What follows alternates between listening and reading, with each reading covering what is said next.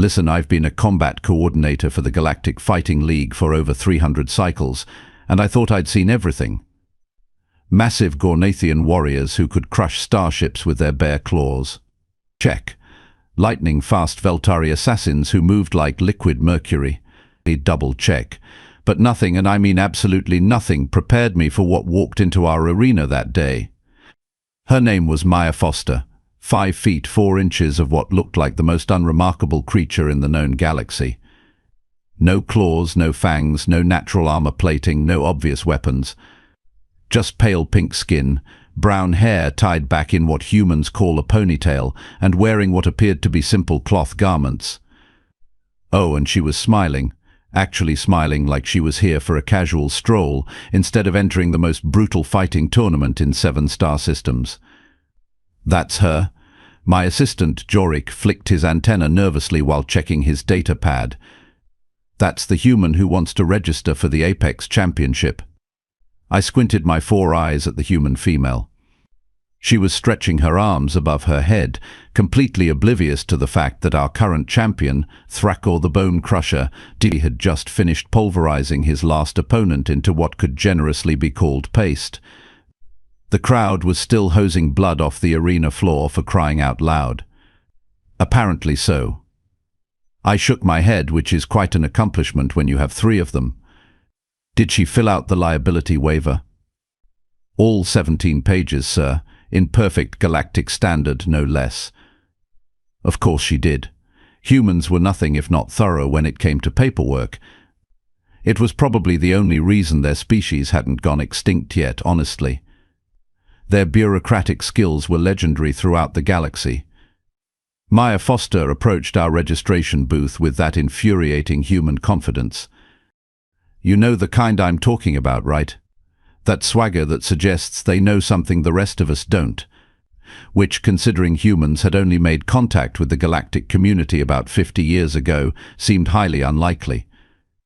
Good morning, she said cheerfully, extending her hand in that bizarre human greeting ritual.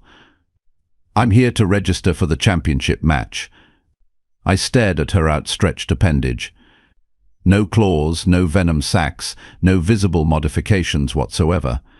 Just 5 soft-looking digits and what humans call fingernails. Pathetic. Listen, Miss Foster. I began using my most diplomatic tone. Perhaps you're not fully aware of what the Apex Championship entails. Our current champion, Thrakor, stands 9 feet tall, weighs approximately 800 pounds. And has never lost a match. His last opponent was a cybernetically enhanced Krillian death machine. Oh, I know exactly what I'm getting into. Maya's smile widened, showing those flat little teeth humans use for grinding plant matter. I've been studying the recordings for months. Studying recordings, right, because that's how one prepares to face a creature that could bench press a hover tank. Very well, I sighed, all 3 of my respiratory chambers deflating simultaneously. But understand that the Galactic Fighting League cannot be held responsible for any injuries, dismemberment, or complete molecular dissolution that may occur during competition. Understood perfectly. She signed the final waiver with a flourish. When do I fight? That's when things got interesting. You see, in all my years coordinating these matches, I'd developed a pretty reliable system for predicting outcomes. Size, strength, speed, natural weaponry, cybernetic enhancements, psionic abilities, the works. I could usually call a winner within the first 30 seconds of combat. But humans were an anomaly. They had no natural weapons, no overwhelming physical advantages, no psychic powers that we could detect. What they did have, however, was something far more dangerous. Something that had allowed them to climb to the top of their planet's food chain, despite being physically inferior to most of their predators. They had creativity, and apparently an almost suicidal level of stubbornness. The first match was scheduled for that evening. Word had already spread throughout the station that a human female had registered for the championship, and the betting pools were going absolutely insane. The odds against Maya Foster were roughly 15,000 to 1. Some bookmakers weren't even taking bets because they considered it a waste of processed credits. I found myself in the champion preparation area about an hour before the match, ostensibly checking on final arrangements, but really just morbidly curious about what this human thought she was doing. Maya sat cross-legged on a meditation mat, completely relaxed, while her corner team made final preparations. And what a corner team it was. Her coach was another human named Marcus Webb, a grizzled veteran who'd apparently trained their species' most elite warriors. Her medical advisor was a Zephyrian named Quilax, one of the galaxy's foremost experts in rapid tissue regeneration. And her equipment specialist was actually a modified AI construct that went by the designation Spark. "You nervous?" I asked, genuinely curious about human psychology under extreme stress. Maya opened her eyes and grinned. Terrified, actually. But that's kind of the point, isn't it? Before I could ask what she meant by that cryptic statement, the arena announcer's voice boomed across the facility. "Ladies, gentlemen, and assorted sentient beings. Tonight's Apex Championship features our undefeated champion, Thrakor the Bone Crusher of Gorath Prime, facing challenger Maya Foster of Earth." The crowd's reaction was immediate and predictable. Laughter. Lots and lots of laughter. Even the cleaning drones seemed to be vibrating with mechanical amusement. But Maya just stood up, cracked her knuckles in that unsettling human way, and headed for the arena entrance. "Showtime," she said. The arena itself was a marvel of engineering. 50,000 seats arranged in a perfect circle around a 200-meter combat zone. Energy barriers contained the violence while allowing spectators perfect visibility. The floor was composed of adaptive smart matter that could shift between different terrains at will, ensuring each match remained unpredictable. Thrakor entered first, as was traditional for the defending champion. 9 feet of muscle, bone, and barely contained fury stomped into the arena to thunderous applause.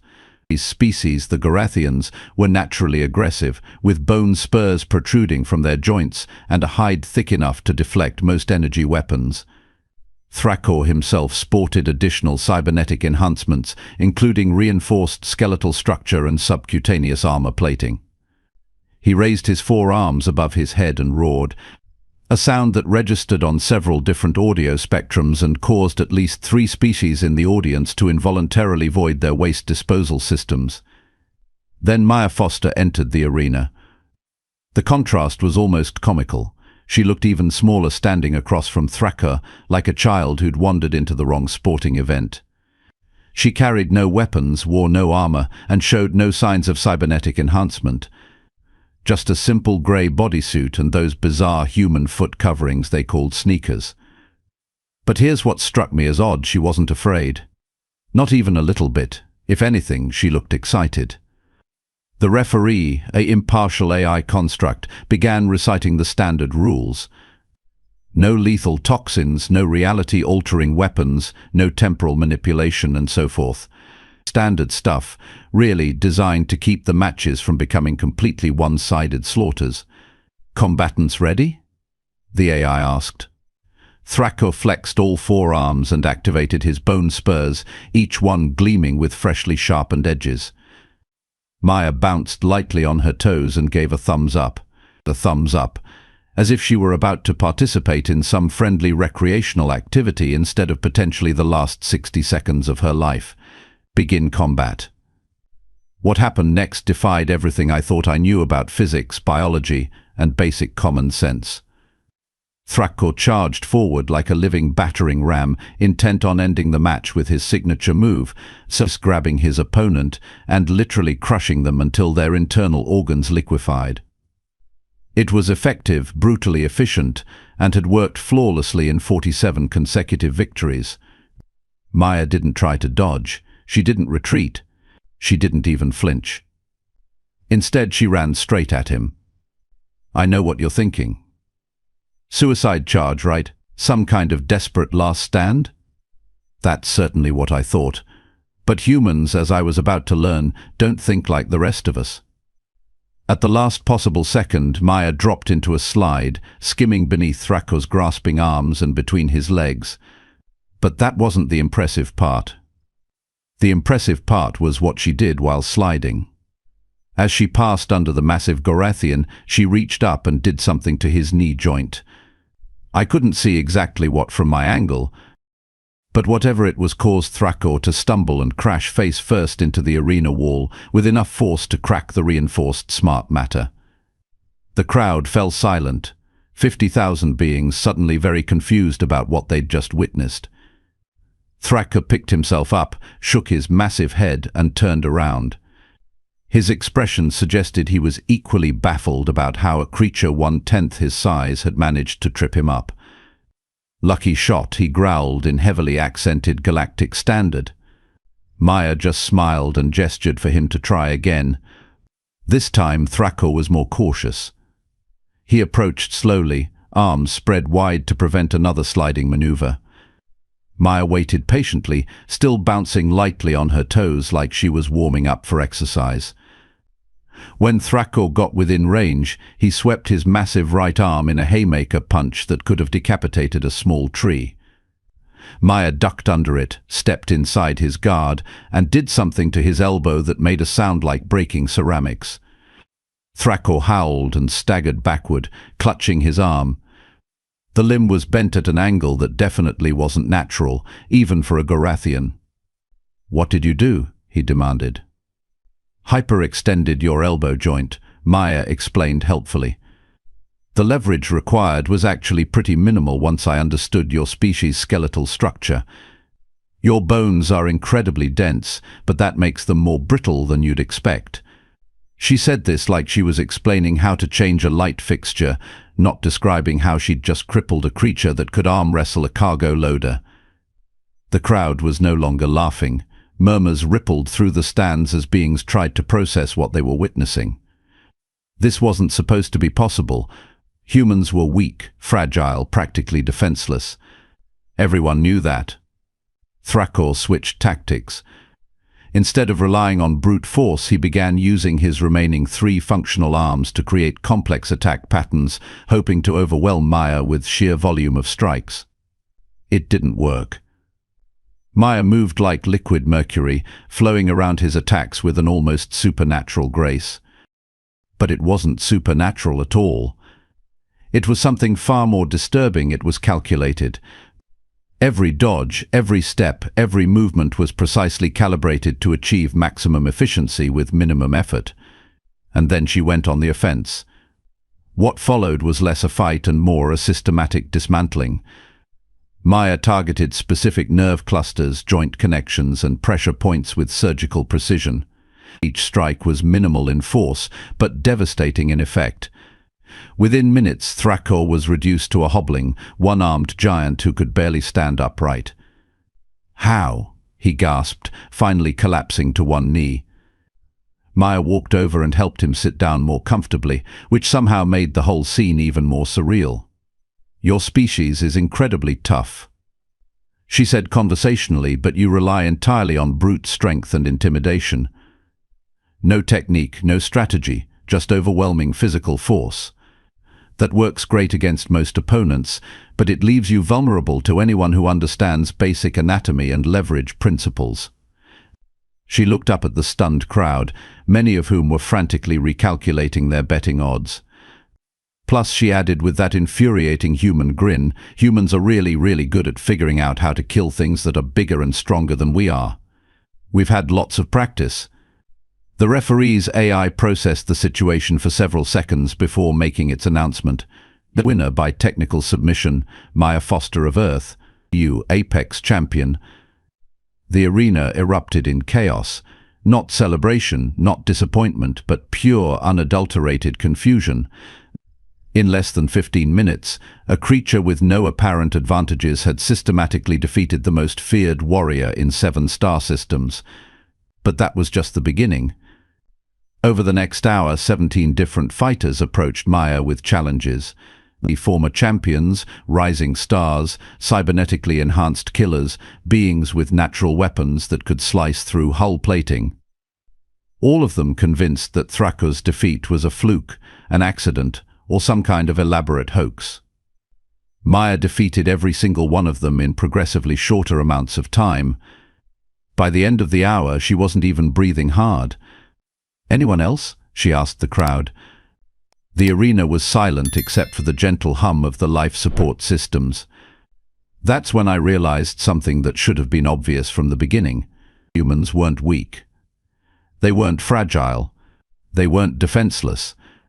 They were apex predators who'd learned to hide their fangs.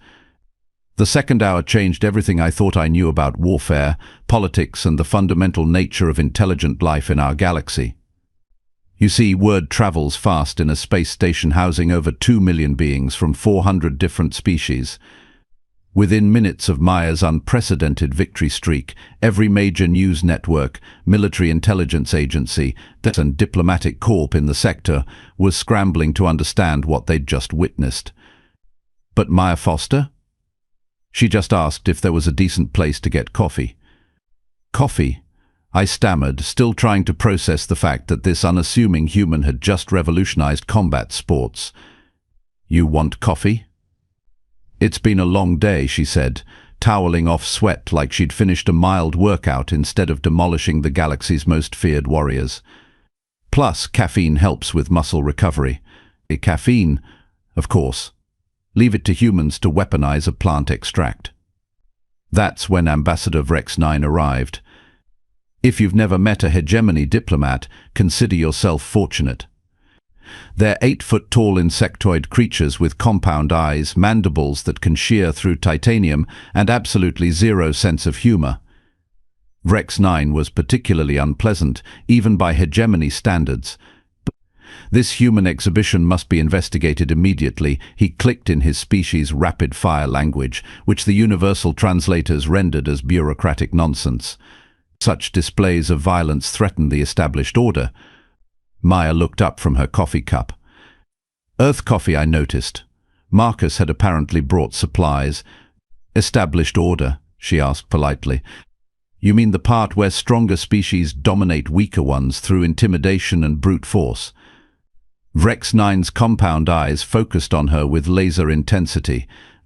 "The natural hierarchy maintains peace. Your species threatens that balance." Interesting perspective. Maya took another sip of coffee. "Tell me, Ambassador, how many wars has your hegemony started in the last century?" "That is irrelevant to this discussion." 43, Maya continued as if he hadn't spoken. 43 wars against smaller, weaker civilizations. All justified by your natural hierarchy, of course. The temperature in the room seemed to drop several degrees. Vrex 9's mandibles began clicking in what I recognized as barely controlled aggression. "How could you possibly know classified military information?" Maya's smile was absolutely terrifying in its innocence.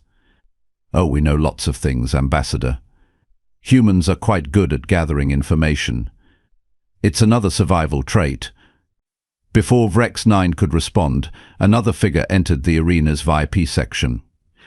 This one made my respiratory systems skip several cycles. General Korath Bloodfang, Supreme Military Commander of the Draconian War Fleet. If Vrex 9 was unpleasant, Korath was nightmare fuel.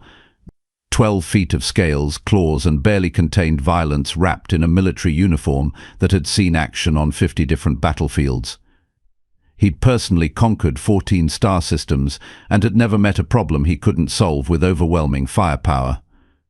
So he rumbled in a voice like grinding stone, "This is the human causing such a stir." Maya looked up at the massive reptilian warrior without a trace of fear. "General Korath, I presume. I've read about your campaigns. Quite impressive, in a scorched earth kind of way. You mock me, little mammal?" "Not at all. I'm genuinely curious about your tactical approaches, specifically how you'd handle an opponent you can't simply overpower." Korath's laugh was like an avalanche in an echo chamber. "There is no such opponent. Strength conquers all." "Really?" Maya stood up, and I swear the entire room held its breath. Care to test that theory? The next few minutes were simultaneously the most terrifying and enlightening of my career. Korath, convinced that this tiny human was either insane or suicidal, agreed to a demonstration match. No weapons, no armor, just personal combat skills. Big mistake. The fight lasted exactly 47 seconds. Maya spent the first 30 studying Korath's movement patterns while casually avoiding his increasingly frustrated attacks. The last 17 seconds were a masterclass in applied physics and anatomical knowledge. When it was over, General Korath Bloodfang, conqueror of 14 star systems and terror of the Outer Rim, was lying on his back with his own tail tied in a knot around his neck, gasping for air and making small whimpering sounds. The thing about relying on brute strength, Maya explained to the stunned audience, is that it makes you predictable. Your species might be individually powerful, General, but you fight like you've never faced real opposition. No adaptation, no innovation, just the same aggressive patterns over and over. She helped untie his tail with the same casual efficiency she'd used to defeat him. Humans, on the other hand, spent most of our evolutionary history being hunted by things bigger, faster, and stronger than us. We survived by being smarter, more adaptable, and absolutely ruthless when necessary. That's when the real chaos began. Within the hour, every major power in the sector had dispatched representatives to the station. The hegemony wanted to study Maya. The Draconian Empire wanted to recruit her. The Silicon Collective wanted to scan her for cybernetic enhancements they'd somehow missed. The Psionic Consortium was convinced she was using some form of mental manipulation. Maya handled it all with the same infuriating calm she'd shown in the arena. "You're missing the point," she told the increasingly agitated crowd of diplomats, generals, and intelligence officers. "This isn't about me specifically. I'm not some unique human super soldier. I'm a fairly average representative of my species' capabilities." The silence that followed this statement was profound. Average. Admiral Thiesh of the Silicon Collective processed this information with visible difficulty. "You defeated 18 of the galaxy's most formidable warriors in less than 2 hours, and you claim to be average." "Well, above average in some areas," Maya admitted. "I did spend 12 years studying various combat disciplines. But the basic principles I used, observation, adaptation, strategic thinking, anatomical knowledge, those are standard human traits." She gestured toward Marcus, who'd been quietly documenting the entire situation. "Marcus here is a retired military instructor. He could have achieved similar results, probably faster. Our medical advisor, Quilax, has been uploading detailed anatomical data on every major galactic species for months. Standard preparation." Commander Zelak of the Void Runners, a species known for their ruthless pragmatism, leaned forward with obvious interest. "You're saying your entire species possesses these capabilities?" "To varying degrees, yes. We're persistence hunters by nature. We don't give up, we adapt to whatever we're facing, and we specialize in finding weaknesses in creatures more powerful than ourselves." The implications of this statement hit the assembled representatives like a physical blow. I watched as the political calculus shifted in real time across dozens of species. "How many humans are there?" Vrex 9 asked, his translator barely able to render the clicking anxiety in his voice. "Currently. About 12 billion on Earth, plus maybe 2 billion spread across our colonies and space habitats. 14 billion humans. 14 billion creatures capable of systematically dismantling the galaxy's most feared warriors through nothing more than observation and applied intelligence." "But here's the really interesting part," Maya continued, apparently oblivious to the existential crisis she was causing. "We're actually pretty peaceful by galactic standards. Sure, we've had our wars, but we've also developed sophisticated diplomatic systems, international law, conflict resolution mechanisms. We prefer cooperation to domination." She paused to take another sip of coffee. "Of course, that preference only extends to people who are willing to cooperate with us. We're not particularly tolerant of bullies, oppressors, or anyone who threatens innocent beings." The temperature in the room seemed to drop another 10 degrees. General Korath, who'd finally recovered enough to sit upright, spoke in a hoarse whisper. "What do you want from us?" "Nothing dramatic," Maya replied cheerfully. Just an end to the current system where might makes right. Fair treatment for smaller civilizations. Maybe some basic universal rights legislation. You know, civilized behavior. And if we refuse, Ambassador Vrex 9's mandibles were clicking so rapidly they sounded like a malfunctioning data processor. Maya's smile never wavered, but something changed in her eyes, something cold and absolutely terrifying. Well, then you'd probably find out why humans managed to climb to the top of the food chain on a planet where everything else was trying to eat them. The message was clear. Humanity wasn't asking for galactic domination. They were simply announcing that the old rules no longer applied.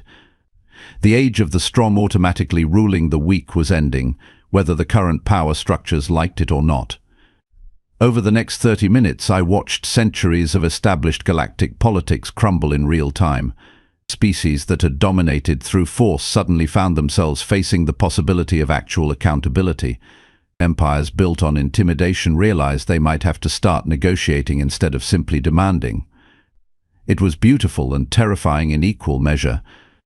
Maya finished her coffee, stood up and stretched like she'd just completed a pleasant afternoon outing. Well, this has been fun, but I should probably get some rest. Tomorrow's the Intergalactic Cultural Exchange Conference, and I'm scheduled to give a presentation on human diplomatic philosophy. She headed toward the exit, then paused and looked back at the crowd of stunned representatives.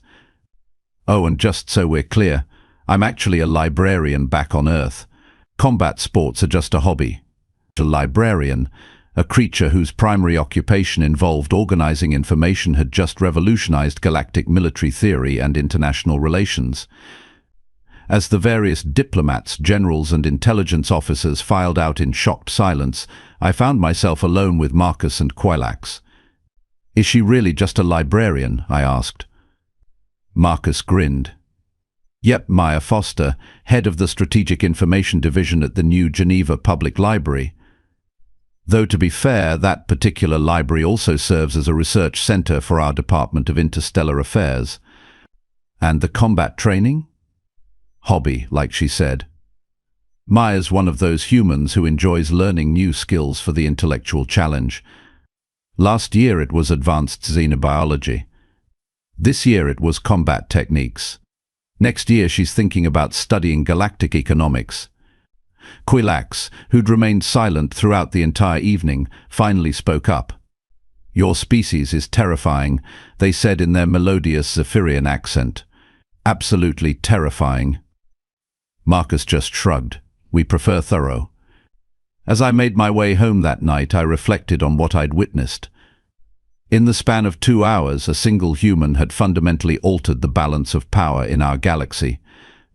Not through conquest or intimidation, but simply by demonstrating that the assumptions we'd all lived by were completely wrong. Humans weren't the weak, helpless creatures we'd believed them to be. They were something far more dangerous. They were problem solvers. And apparently they'd decided that our current galactic civilization was a problem that needed solving. The truly disturbing part, Maya Foster was just getting started. Within 6 months, human diplomatic teams were mediating conflicts across 12 sectors. Within a year, their economic advisors were helping restructure failing planetary economies. Within 2 years, their scientists were collaborating on projects that advanced our understanding of physics by centuries. And it all started with a librarian who wanted to try her hand at competitive fighting. Sometimes I wonder what would have happened if Maya had chosen a different hobby that year. Cooking, perhaps, or music. On second thought, maybe it's better not to think about it. The galaxy's probably not ready for whatever humans could accomplish with a really good recipe collection. Or worse yet, a guitar.